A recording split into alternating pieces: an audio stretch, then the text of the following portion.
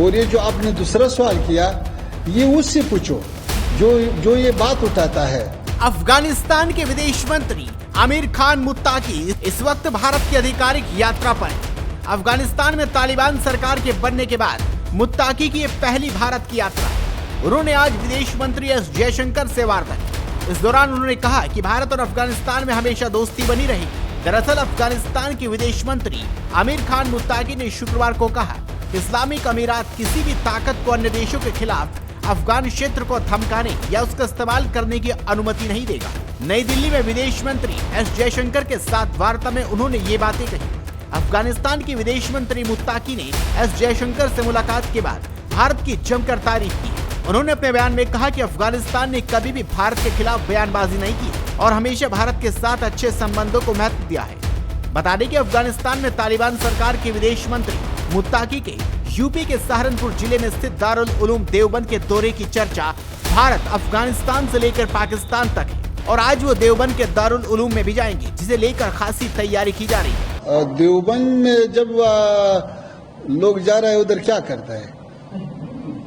मुलाकात करता है, नमाज पढ़ता है, असातिज़ा से मिलता है और तालिब इल्म से मिलता है. देवबंद तो इस्लामी उलूम का एक बहुत बड़ा मरकज़ है, तारीख़ी मरकज़ है. देवबंद का अकाबरीन उलमा और अफ़गानिस्तान के उलमा के दरमियान बहुत देरीना ताल्लुकात है और यही मसलक वाले लोग उलमा अफ़गानिस्तान में भी है और देवबंद को हम एक इल्मी और एक रूहानी मरकज़ समझता है. तो हम ये चाहता है कि वहाँ पे असातिज़ा और तलबा के साथ मुलाकात हो जाए और ये जो देरीना ताल्लुकात है वो फिर ताज़ा हो जाए और आना जाना शुरू हो जाए. जैसा हमारे तलबा यहाँ पे इंजीनियरिंग के लिए आता है, साइंस के लिए आता है और उलूम के लिए आता है, ऐसे दीनी उलूम के लिए भी आता है. तो इस सिलसिले में इंशाल्लाह कल देवबंद जाना है. और ये जो आपने दूसरा सवाल किया ये उससे पूछो जो ये बात उठाता है. हम तो इसका कायल नहीं कि अफगानिस्तान से किसी को खतरा है या किसी को अफगानिस्तान से अमनीती मुश्किल है. जो लोग ये बात करे वो सबूत भी पेश करे. उनके आने से पहले देखिए देवबंद के मुस्लिम क्या बोल रहे हैं. हमारे यहाँ दारुल देवबंद में इस वक्त अफगानिस्तान के एक्सटर्नल मिनिस्टर आ रहे हैं, मुत्ताकी साहब. उनके लिए हम इंतजाम कर रहे हैं. यहाँ पर तकरीबन 10 साढ़े 10 बजे तक या 11 बजे तक वो पहुँच जाएंगे.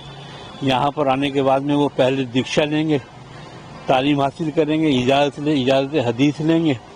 उसके बाद उनको दारुल देवबंद दिखाया जाएगा. दारुल देवबंद दिखाने के बाद उनको मेहमान खाने ले जाया जाएगा. वहाँ पर उनका नाश्ता और खाना वगैरह है.